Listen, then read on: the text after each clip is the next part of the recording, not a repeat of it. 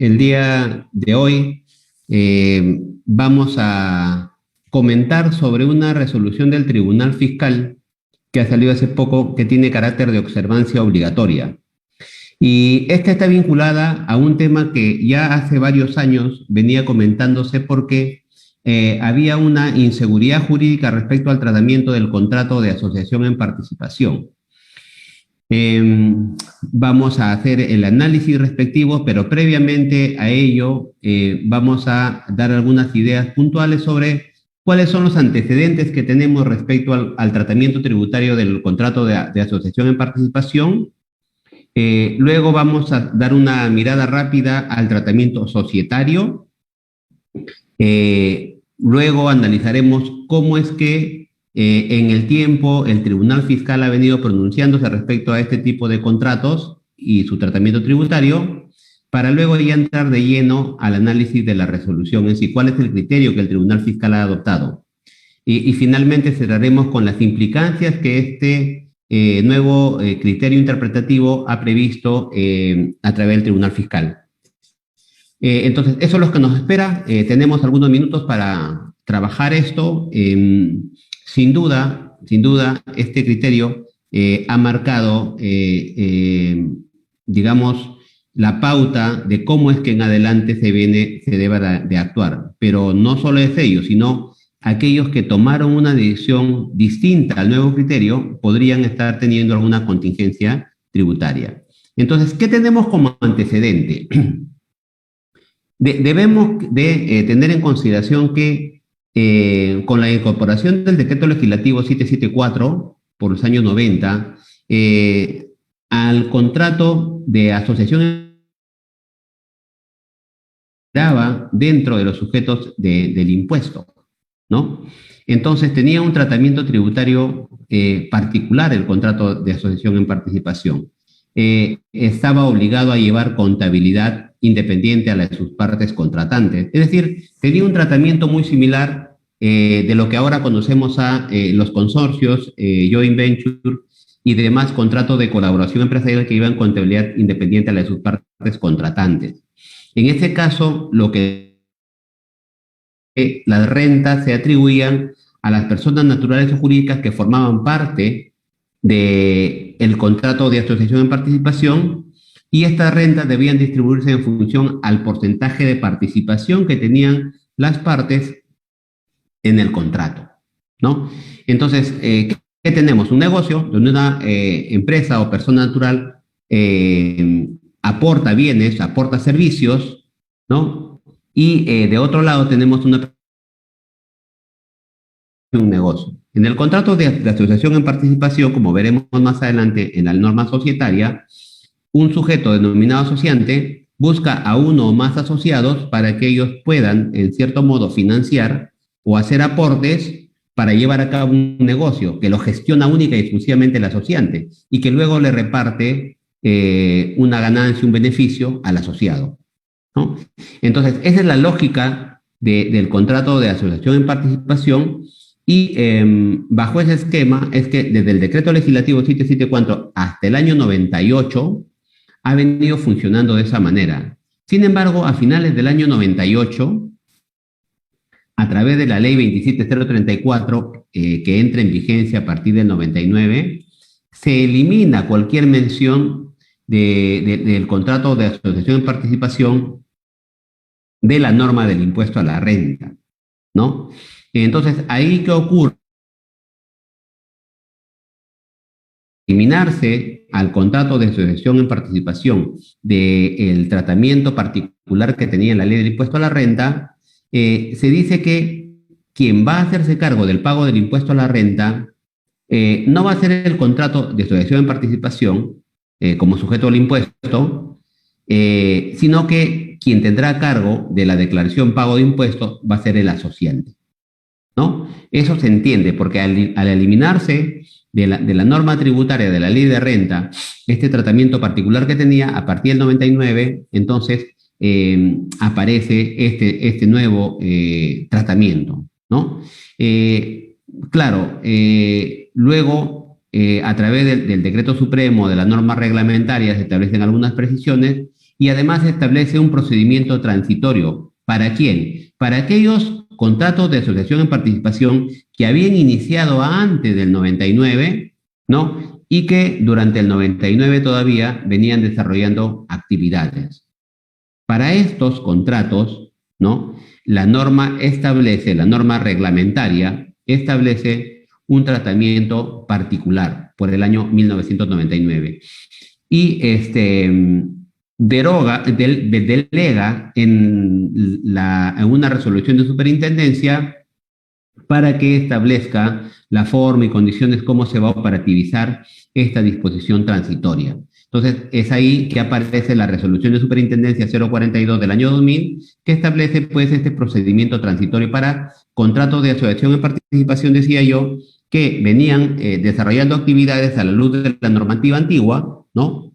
Y que todavía seguían ejecutando sus proyectos en el año 99. Entonces, hubo un tratamiento transitorio ahí. Es importante que tengan claro este criterio transitorio porque en algunos casos el Tribunal Fiscal se ha valido de ese criterio transitorio para decir que a partir del 99 ese es el criterio que deba de seguirse y más adelante este criterio se ha dejado y ya no se ha continuado con esta postura que se había recogido en esta resolución de superintendencia 042 del año 2000. Es importante que tengamos en cuenta algo.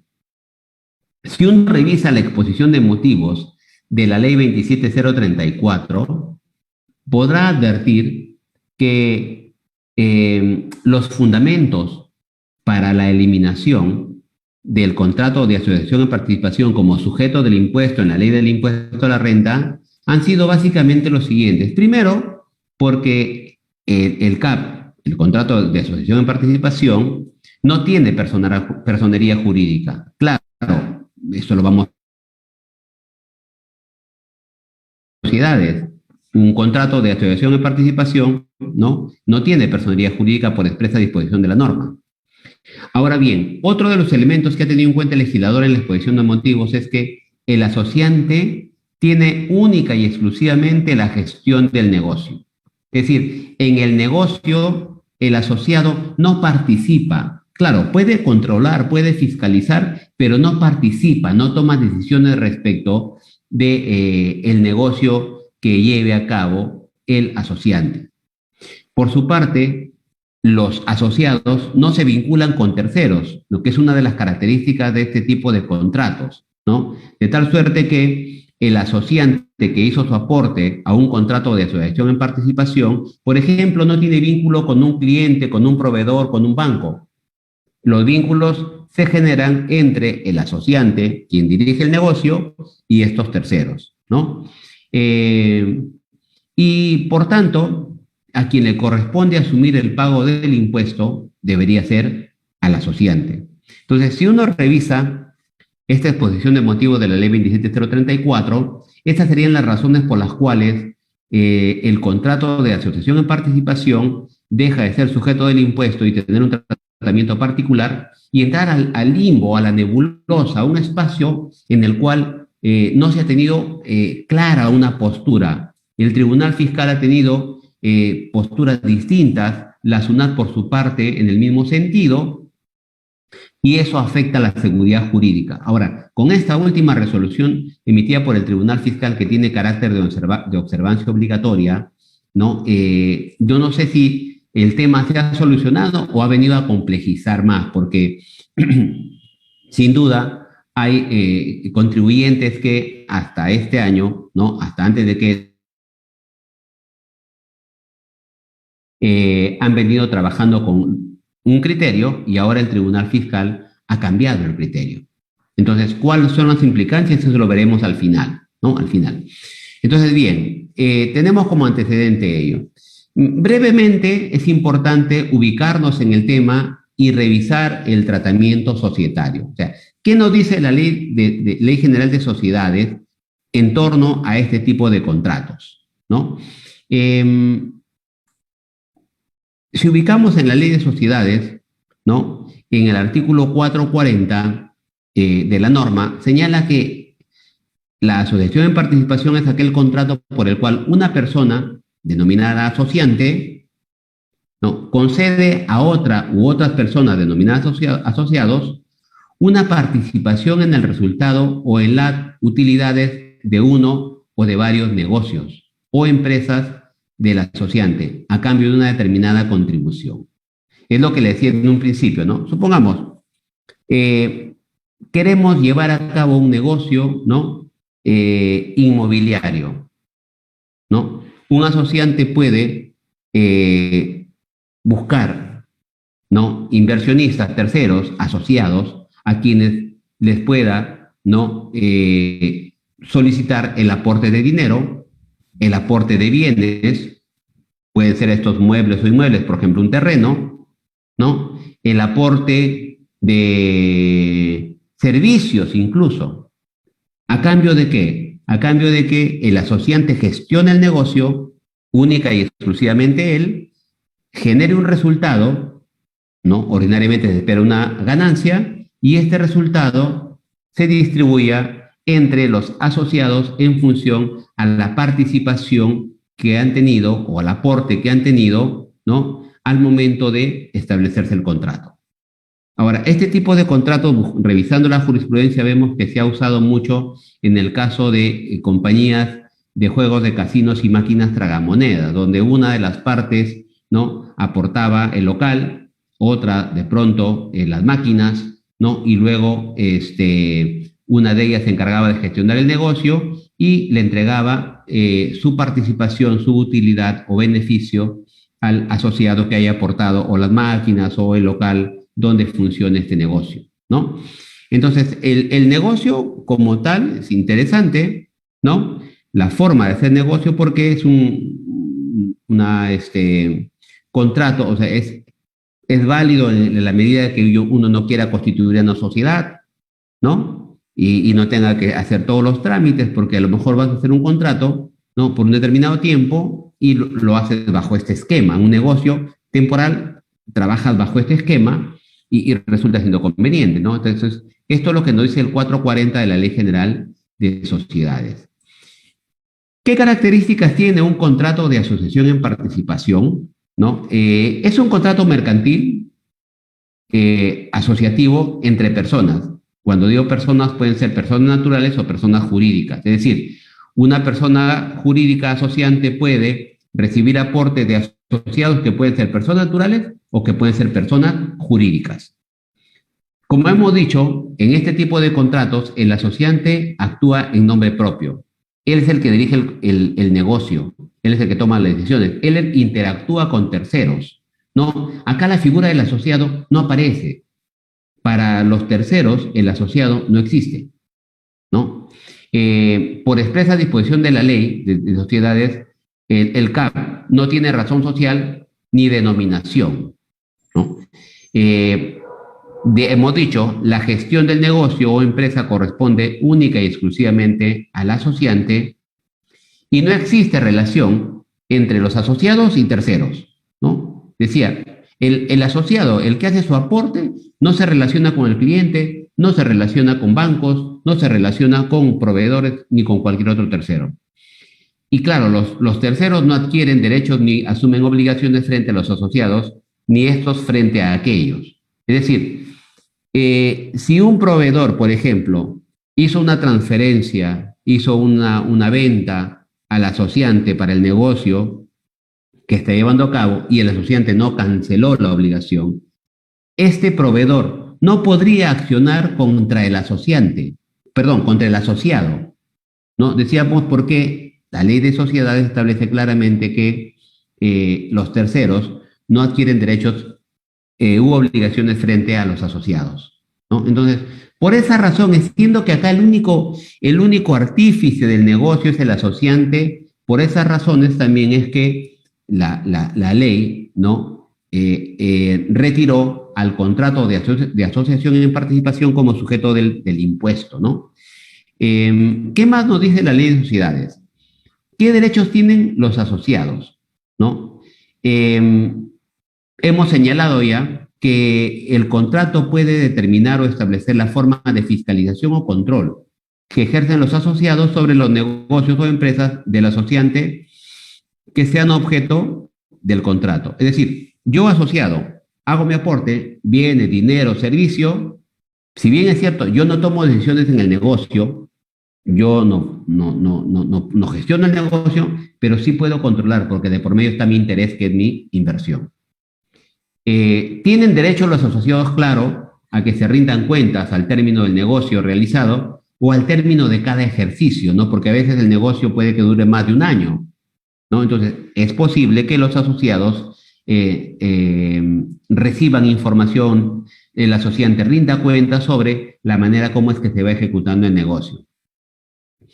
El asociante no puede atribuir participación en el mismo negocio o empresa a otras personas sin el consentimiento expreso de los asociados. Es decir, un asociante, ¿no? Conviene con dos asociados en llevar a cabo un negocio. El asociante, al faltarle liquidez para poder continuar con el negocio, busca un tercer asociado. ¿Es posible que lo incorpore dentro del contrato? No, salvo que los otros dos asociados permitan su ingreso al contrato, de pronto se haga una adenda, se reformule el contrato y pueda llevarse de esa manera. Es decir, la ley lo que ha pretendido es proteger el interés de los asociados, limitando la posibilidad de que el asociante pueda incorporar a cualquier otro tercero dentro del contrato. Existe una presunción incorporada en la ley de sociedades respecto de lo cual se presume que la propiedad de los bienes que han sido aportados por los asociados se presume que son del asociante. ¿Frente a quién? A terceros, ¿no? Es decir, el asociante recibe vehículos, maquinarias, ¿no? Bienes en general. ¿Qué es lo que dice esta norma? Bueno, aquellos bienes que el asociado entrega al asociante frente a terceros se presume que son del asociante. ¿Sí? Entonces, el asociado entregó cargador frontal, una maquinaria, ¿no? Frente a terceros, el asociante, ¿no? Considera que estos bienes son de su propiedad, salvo aquellos bienes que se encuentran inscritos en registros públicos, ¿no? Entonces, un inmueble, un vehículo, por ejemplo, ¿no? Ahí no opera esta presunción, ¿no? Hay que tener en cuenta esto. Bien, contribuciones. En tanto que se haya establecido en el contrato la contribución de parte del asociado, esta puede ser, hemos dicho, establecida en bienes, en servicios, en dinero, ¿no? ¿Qué ocurre entonces? Imaginemos, una persona natural hace una contribución, un aporte a un contrato de asociación en participación y entrega un vehículo, ¿no? Lo que la ley de sociedades dice es, el vehículo puede ser entregado en propiedad, es decir, puede haber transferencia, o puede ser cedido temporalmente, ¿no? Si es una persona natural que no realiza actividad empresarial, entrega el vehículo para que lo use el asociante en el contrato de asociación en participación.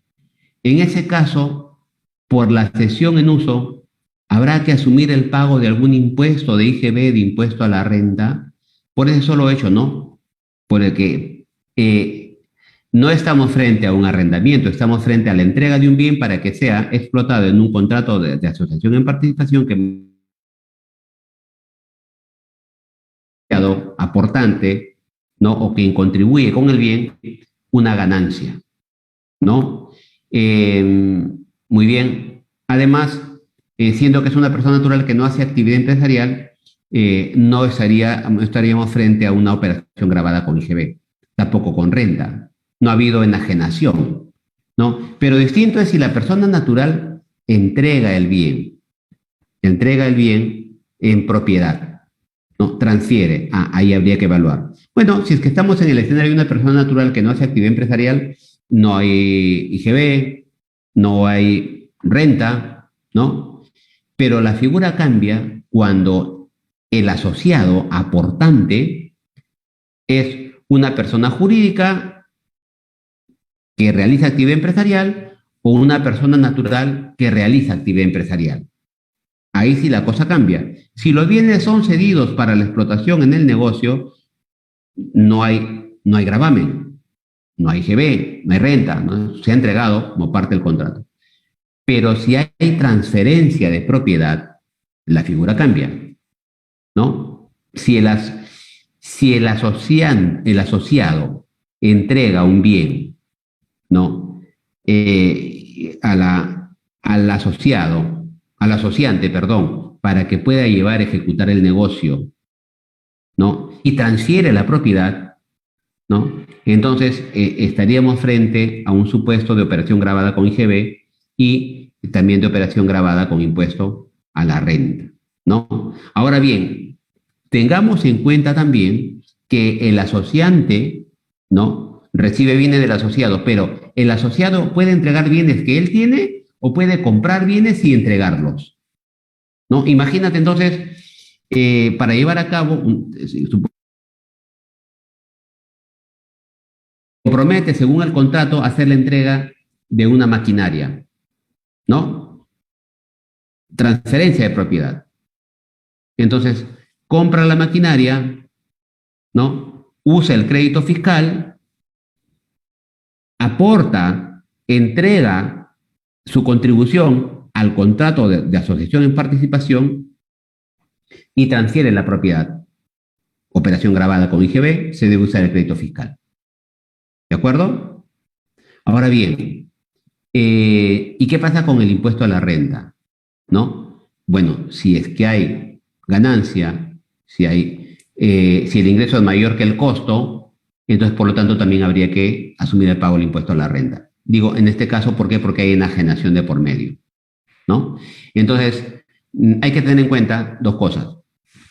Asociado contribuye con bienes, servicios, dinero, puede ser persona natural o puede ser persona jurídica que hace actividad empresarial o persona natural que hace actividad empresarial. Ahí hay que evaluar el impacto si hay IGB o renta, pero también el impacto cuando compra, cuando adquiere bienes del asociado para aportarlos o para entregarlos como parte de su contribución al contrato de asociación en participación. Ojo, todo esto tiene un impacto tributario que es importante que deba de analizarse en cada caso. Ahora bien, ¿y qué pasa ya luego que se hizo las contribuciones al contrato? ¿Y qué pasa con los resultados? ¿No? ¿Qué es lo que dice textualmente la Ley General de Sociedades? Salvo pacto en contrario, los asociados participan en las pérdidas en la misma medida que participan de las utilidades. Entonces, la regla general es que el asociado hace su contribución y participa de la ganancia o participa de la pérdida, ¿no? Pero la norma, nótese que la norma dice salvo pacto en contrario, es decir, salvo que en el mismo contrato se haga ver, se establezca claramente que el asociado participa única y exclusivamente en los beneficios, en las ganancias, ¿no? Ahora, si es que no se optó por esta figura y el asociado participa en la ganancia como en la pérdida, ¿no? La pérdida que se genere y que afecte al asociado no puede exceder el importe de su contribución, ¿no? Es decir, un asociado aportó 500.000 soles a un contrato de asociación en participación, el contrato se llevó a cabo, el negocio se llevó a cabo, ¿no? Y en lugar de generar ganancias, se generaron pérdidas por 800.000 soles, ¿no? Que en la proporción le corresponde asumir al asociado. ¿Debe asumir los 800.000 soles de pérdida? No, el límite es su aporte, su contribución, que eran 500.000, ¿no? Entonces, hemos dicho, por tanto, que en la participación o en el resultado del negocio, la regla general es que los asociados participan en las ganancias como en las pérdidas. Y cuando fuera así, que se participe en pérdidas, esta no puede ir más allá del monto de su contribución. Sin embargo, resulta siendo posible que un asociado pueda pactar con un asociante en que solamente se participe del resultado positivo, es decir, de la utilidad. Muy bien, entonces hemos dado una pincelada para ponernos en contexto. Fíjense que estas son las reglas que se establecen a nivel societario. Pero a nivel tributario, ¿qué ha pasado? Yo les venía comentando, les decía, fíjense que hasta el año 98 había un tratamiento claro, ¿no? La norma estaba bastante clara respecto al tratamiento tributario, pero en el 98 se elimina esta referencia del contrato de asociación en participación en la ley del impuesto a la renta y por tanto nos quedamos en el aire con pretender un poco descubrir cuál es el tratamiento tributario. No hay la norma, no está en la norma. Tú miras la ley de renta, no hay un tratamiento particular para la asociación en participación, pero los negocios se siguen llevando a cabo. El negocio sigue yendo en pie. Entonces, ¿cómo tributan? Estos casos que yo les voy a comentar, ¿no? Se han recogido de la jurisprudencia emitida por el Tribunal Fiscal principalmente, la que nos ha ido marcando la pauta de cómo es que deben de tributar este tipo de negocios.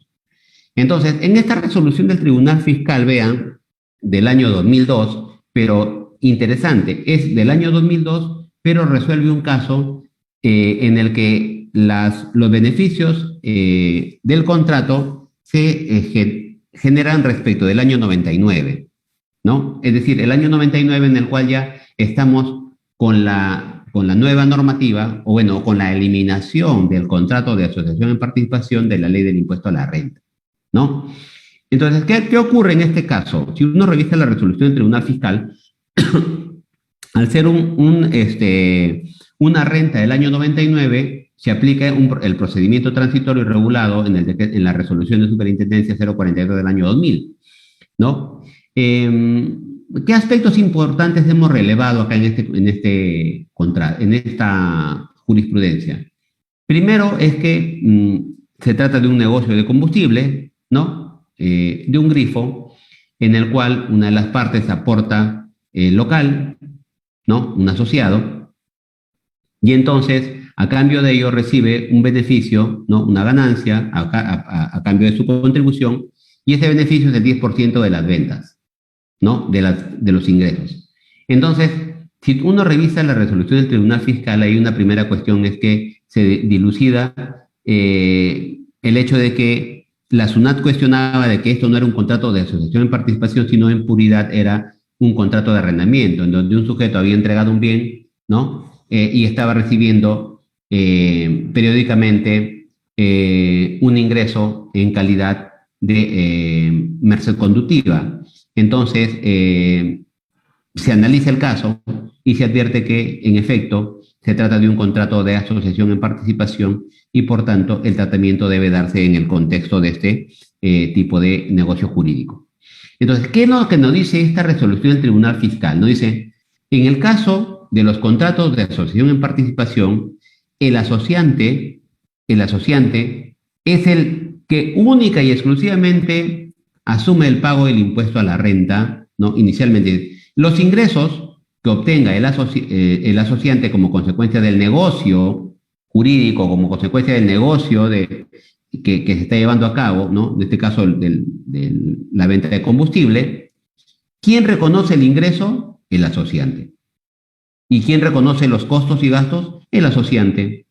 Claro, pero el asociante, una vez que se ha llevado a cabo el negocio, entrega un beneficio, una ganancia al asociado. Y entonces, la pregunta es, ¿y ese monto, ese importe de participación? Decía que hasta el año 1998 el contrato de asociación en participación ha tenido un tratamiento que estaba previsto en la ley del impuesto a la renta, pero a final del 98 se deja sin efecto el tratamiento que tenía el contrato de asociación en participación en la ley de renta y entramos a una etapa en la que hay falta de definición de la manera en que cómo debe tributar el asociante y el asociado. Luego, para entrar en contexto, les venía comentando cuál es el tratamiento que le ha dado la Ley General de Sociedades a este tipo de negocios jurídicos y entrábamos al tratamiento tributario. Digamos que es la parte central. Esta parte de aquí en adelante es la parte central. Lo anterior son el contexto para que ustedes conozcan cómo se venía trabajando. Entonces, voy a, de aquí en adelante, después de este corte que ha habido, involuntario, explicar la parte tributaria del contrato de asociación en participación. Yo les venía comentando que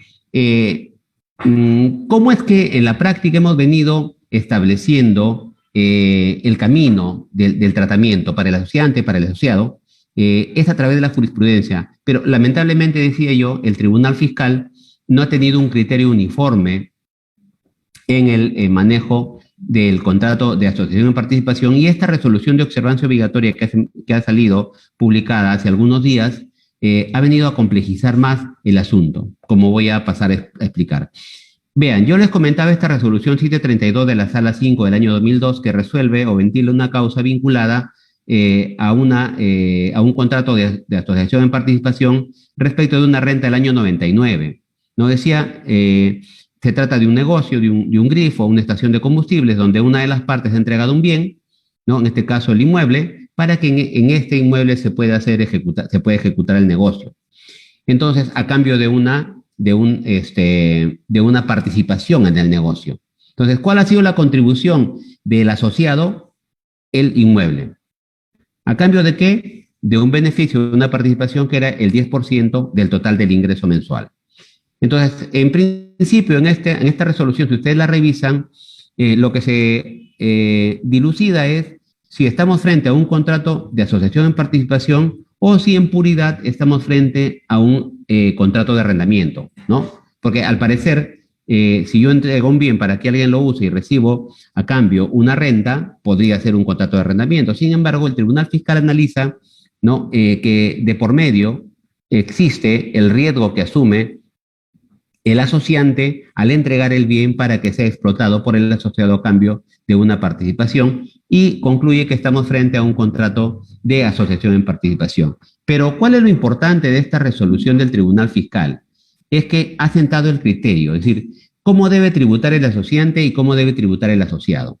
Ya en esta primera resolución, el Tribunal Fiscal señala que el asociante es el quien reconoce la totalidad del ingreso, deduce el costo y gasto producto del negocio que se ejecuta en el contexto, en el marco del contrato de asociación en participación, y respecto de la participación que tiene el asociado en el contrato de asociación en participación, señala el Tribunal Fiscal que este debe deducirlo como gasto, ¿no?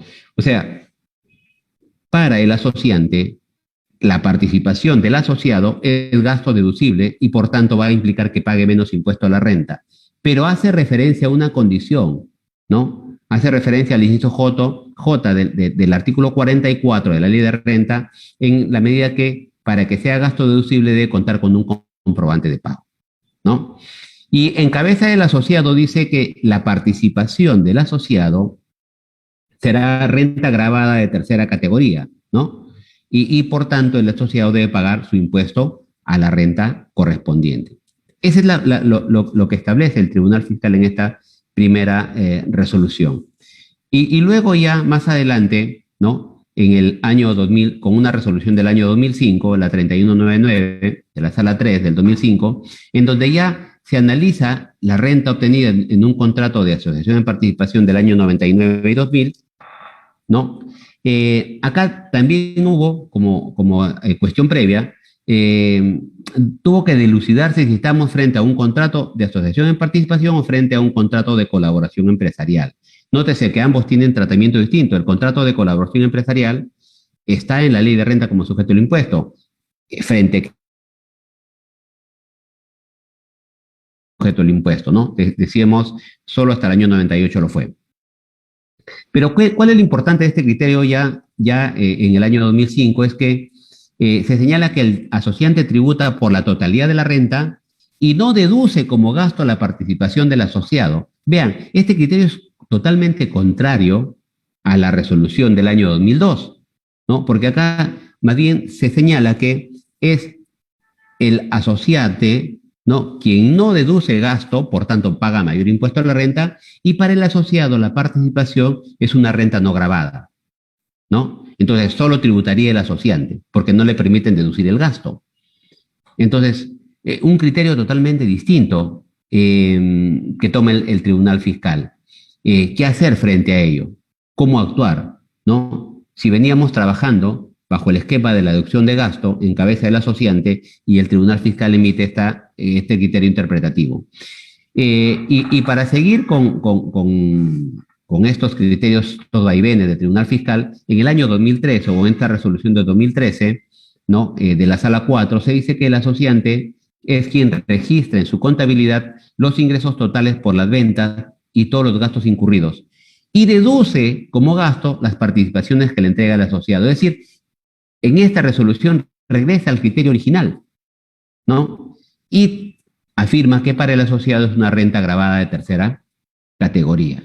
Entonces, por eso yo decía, ha habido en el tiempo vaivenes en el tratamiento del contrato de asociación en participación. Finalmente, ya por el año 2017, el Tribunal Fiscal, en esta resolución, la 637 de la Sala 2, señala que el asociante es el único obligado a determinar y pagar el impuesto a la renta de tercera categoría por la totalidad de las rentas grabadas que se obtuvieran de dicho negocio o empresa. Y el asociado no debe gravar nuevamente la suma recibida con el impuesto a la renta. Es decir, regresamos al segundo criterio del año 2005 y se dice que el asociado no debe gravar con impuesto a la renta. ¿Se imaginan la incertidumbre que ha generado en cabeza del asociante y del asociado este tratamiento? Porque en un caso tú le dices al asociante, no es gasto deducible, por tanto, paga más impuesto a la renta, y al asociado le dices es una renta no gravada. Y por tanto, ambos están tranquilos y luego el Tribunal Fiscal cambia el criterio. Entonces, sin duda, si el Tribunal Fiscal ha tenido estos vaivenes, ¿no? Durante estos años, decía yo que esto, con esta última resolución de observancia obligatoria, no es que sea la excepción, ¿no? Porque vemos que más bien parcialmente ha cambiado el criterio del Tribunal Fiscal y ha generado una serie de complicaciones a los contribuyentes, sin duda. En ese mismo contexto, la Corte Suprema de la República, a través de la casación, en el expediente 10.814 del año 2016, establece como criterio que el contribuyente podrá deducir como gasto para el cálculo del impuesto a la renta las participaciones derivadas de un contrato de asociación en participación en la que tenga la calidad de asociante, siempre que cuente con el comprobante de pago. Fíjense que el tribunal, que la Corte Suprema de la República, con criterio distinto a la resolución del Tribunal Fiscal del año 2017, ¿no? Señala pues que la participación que el asociante entrega al asociado, si es gasto deducible, solo que se requiere contar con un comprobante de pago.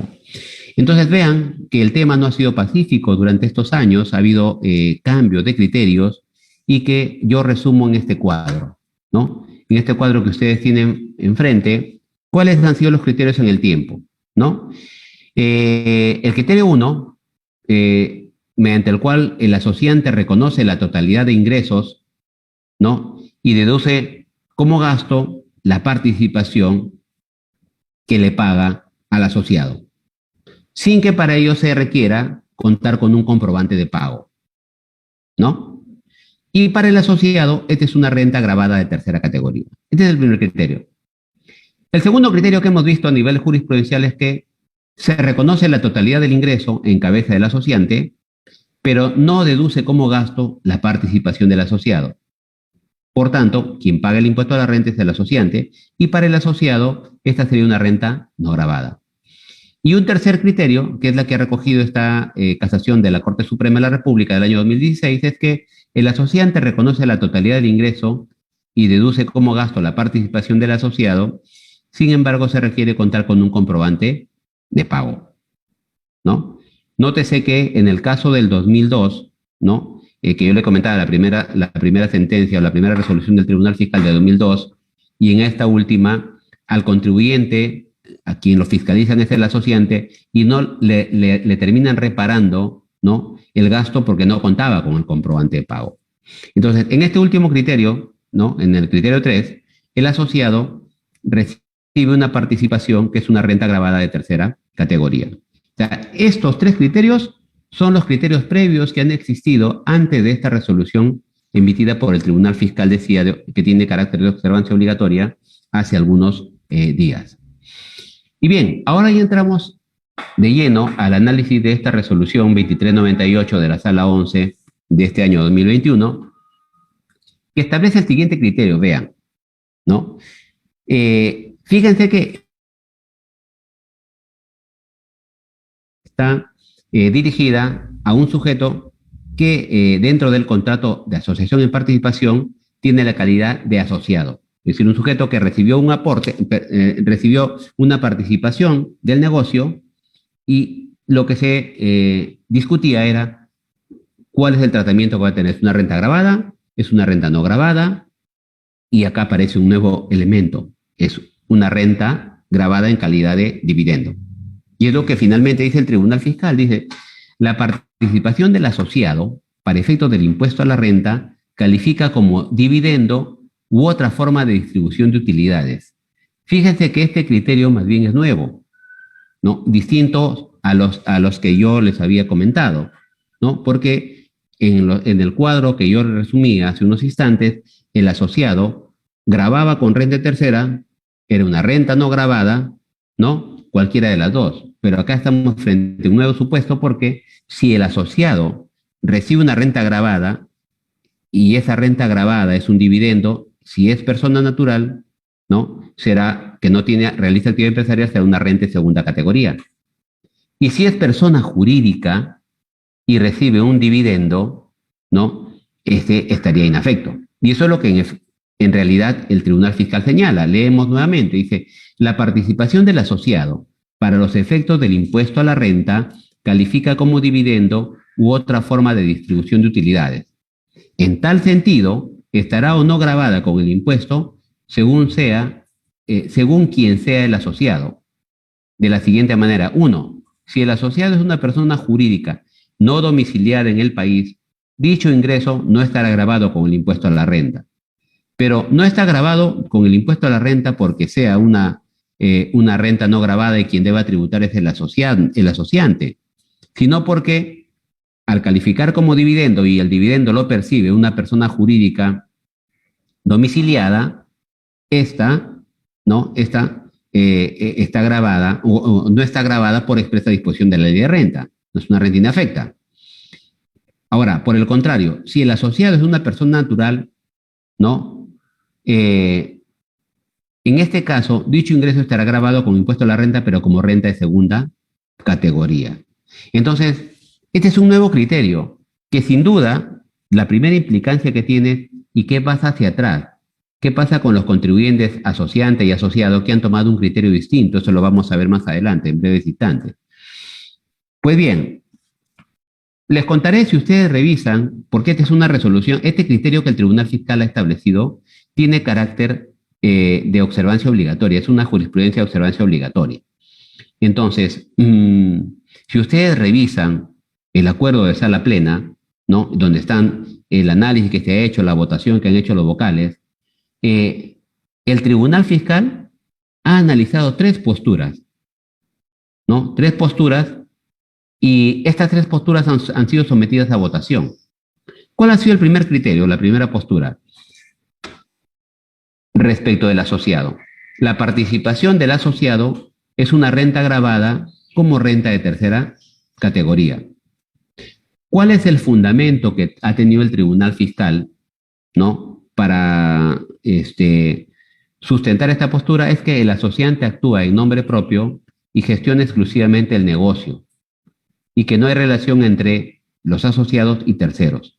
Por lo tanto, la participación del asociado es una renta gravada de tercera categoría. Claro, y si nos ponemos en el otro lado, si es que el asociado tributa renta tercera, por tanto, en cabeza del asociante será un gasto deducible. Lo que habría que dirimir es si es con comprobante de pago o sin comprobante de pago. Ya, esta postura obtuvo 12 votos.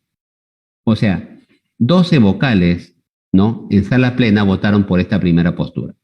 En la segunda postura, el criterio 2, el asociado, ¿no?, recibe una renta no gravada, ¿no? Recibe una renta no gravada y quien debe tributar sin duda, claro, en oposición a ello, es el asociante, ¿no? Por tanto, él no podrá deducir gasto por la participación que le entrega el asociado, ¿no? Y desconociéndose los alcances de la resolución 042 del año 2000, indicando que esta pues regulaba un régimen transitorio.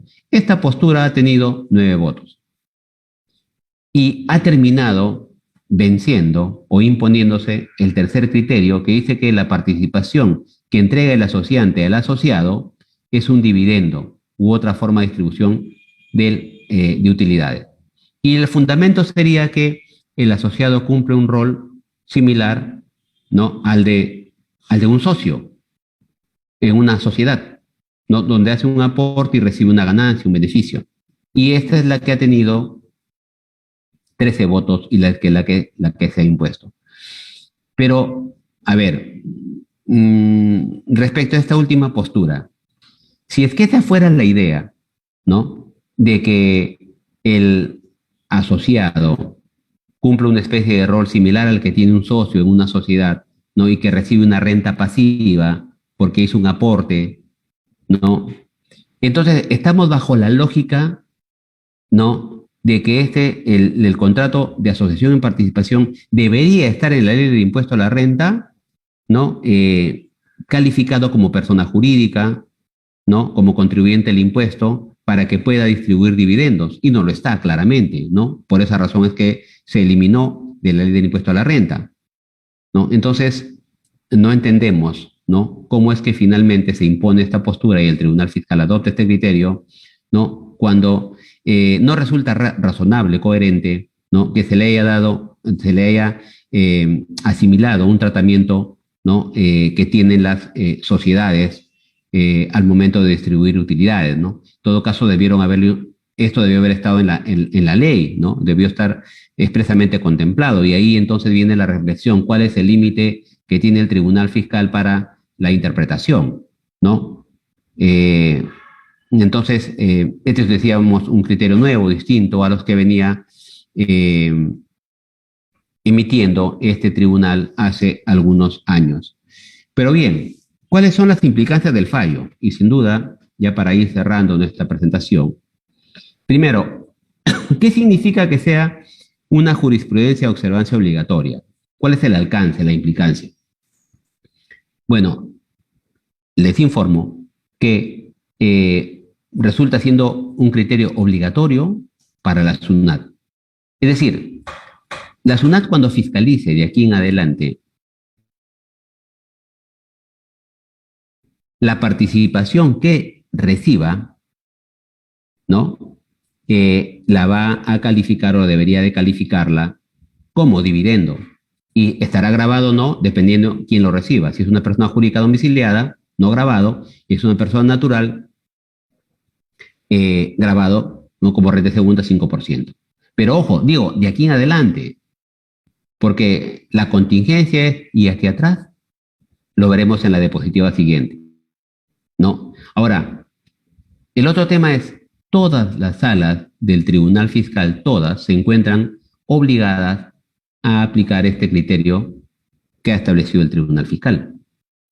Y entonces, una vez más, el problema va a ser: ¿y qué pasa con los casos que están tramitándose a instancia del Tribunal Fiscal y en los que los contribuyentes han adoptado una postura distinta a esta, que es nueva, decía, por cierto, ¿no?, y han adoptado los criterios que hemos mencionado anteriormente, ¿no? Entonces, claro, resulta siendo entonces un criterio aplicable de manera obligatoria para la SUNAT y toda la sala del Tribunal Fiscal, pero no tiene ninguna implicancia a nivel del Poder Judicial. Es decir, nos quedaría como última posibilidad recurrir a instancia del Poder Judicial si es que entendemos que este criterio no es conforme, no es consistente con la interpretación que nosotros le estamos dando al caso en materia de análisis. Ahora bien, ¿cuál es la otra implicancia? Si es que decimos que para el asociado, conforme lo establece el Tribunal Fiscal en su resolución de observancia obligatoria, califica como dividendo, nosotros sabemos que el pago de dividendos no son gastos deducibles. Por lo tanto, se infiere, porque eso no está en la resolución, se infiere que para el asociante el pago de la participación del asociado no va a ser gasto deducible porque le están dando la naturaleza de dividendo y el dividendo no es un gasto deducible, ¿no? Entonces, por ahí viene la primera implicancia en cabeza del asociante. Para el asociado queda claro que es un dividendo, ya lo hemos dicho, eso creo que no hay más que hablar. Pero hay una consecuencia adicional, ¿no? ¿Qué pasa? Y eso yo lo decía hace un momento cuando hablaba de las contribuciones que hace el asociado, ¿no? Es decir, el asociado hace contribuciones para llevar a cabo el negocio, para ejecutar el negocio, y a veces compra bienes que más adelante son aportados a un contrato de asociación en participación, ¿no? Y en ese caso, cuando compra los bienes, deduce crédito fiscal, ¿no? O deduce gasto por la adquisición de esos bienes. Y ahora, esos bienes son entregados, ¿no? A un contrato de asociación en participación, ¿no? Que más adelante van a generar rentas en calidad de dividendos que son rentas inafectas. Entonces, por lo tanto, no se podría deducir el crédito fiscal ni el costo gasto de esas adquisiciones que más adelante van a ser destinadas al contrato de asociación en participación. Vean una consecuencia importante, ¿no? Y sin duda, también podría haberse generado esta implicancia en la que, siendo que las personas jurídicas domiciliadas reciban la participación del contrato de asociación en participación en calidad de dividendo, al ser una renta inafecta, eso obligaría a aplicar la regla de la prorrata prevista en el inciso P del artículo 21 de la ley de renta. Y de otro lado, las pérdidas que se generen, ¿no? En el negocio del contrato de asociación en participación no van a poder ser compensadas porque éstas tienen la calidad de dividendo. O sea, fíjense toda la implicancia que genera esta resolución del Tribunal Fiscal, que yo no sé si se ha medido este impacto al momento de emitir esta sentencia. ¿Cuál es la contingencia? Y con esto terminamos para que ustedes puedan quedar liberados en su fin de semana. La contingencia es la siguiente. Claramente, ¿qué va a pasar con los casos anteriores al 2021? En donde un contribuyente optó bajo una u otra postura, ¿no? Que el Tribunal Fiscal ya venía esbozando, ¿no? ¿Qué va a pasar con esos casos cuando la SUNAT lo fiscalice? Por lo menos estamos en peligro con los periodos que no prescritos, ¿no?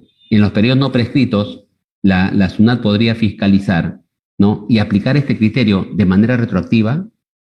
Es decir, este criterio resulta incluso siendo más perjudicial que la dación de una norma, porque una norma ordinariamente, ¿no? Digamos, la regla es que aplica a futuro respecto de hechos, consecuencias futuras. Pero con este criterio, tranquilamente, la SUNAT si fiscaliza un periodo no prescrito, debería aplicar el criterio vinculante, porque está obligada a hacerlo. Ahí viene el problema, ¿no? Ahí viene el problema. Entonces, por otro lado, los contribuyentes podrían rectificar sus declaraciones juradas en base a este criterio, es decir, el asociante que dedujo como gasto la participación del asociado tendría que rectificar y pagar el impuesto a la renta y pagar la multa y pagar los intereses, ¿no? Y el asociado, ¿no? El asociado que ha considerado como renta tercera tendría que pedir devolución, porque lo único que le corresponde pagar, ¿no? Es una renta en calidad de dividendo, pero si es persona jurídica es una renta inafecta, tendría que pedir devolución. Si es que tomamos el criterio donde es gasto deducible y renta agravada para el asociado, o sea, gasto deducible para el asociante y renta gravada para el asociado. Pero si hemos optado por el otro criterio, donde no es gasto deducible, ¿no? Entonces, por ahí no hay mayor problema, pero en este caso, el asociado habría recibido una renta no gravada, ¿no? Sí tendría que pagar el impuesto a la renta como renta de segunda categoría. O sea, hay que evaluar en cada caso qué es lo que hicimos antes de este criterio. Ahora, si estamos frente al pago de un aporte que una empresa haga, una empresa asociante le haga a un asociado, persona natural, no se efectuó la retención por la renta en calidad de dividendo. Debe efectuarse la retención y habría una multa y había que haberse pagado la retención. Sin duda, todo esto lo único que nos genera es mayor inseguridad jurídica, ¿no? Si bien es cierto, el Tribunal Fiscal ha establecido ya el criterio vinculante para sus salas y obligatorio también para la SUNAT, el problema es hacia atrás, porque adelante, bueno, es posible adecuarse, ¿no? Pero hacia atrás, ¿no? Los años no prescritos, existe un problema. Nosotros sabemos que en el Código Tributario, el artículo 170, establece esta situación de la duda razonable, ¿no?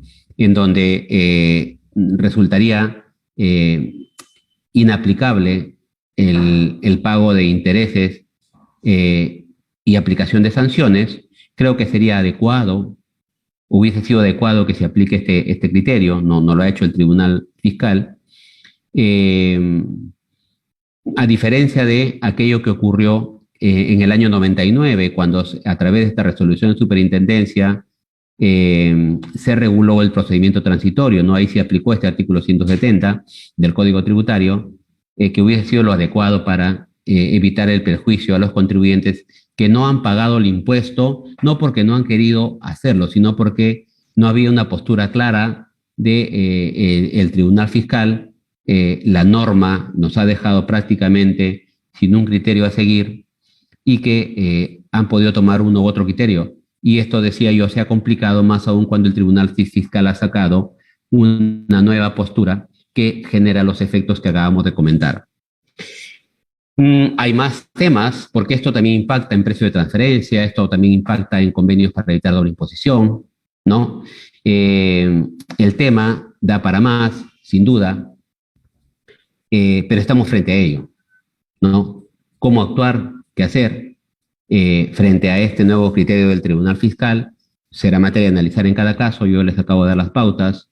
Igual estamos prestos para atenderlos, ¿no? A través de nuestra firma Estrategia Tax and Legal, en la cual podemos brindarle la asesoría que usted requiere para tomar las decisiones más adecuadas dentro del marco legal. Por mi parte, muy buenas tardes. Nos vemos hasta una próxima oportunidad. Hasta luego.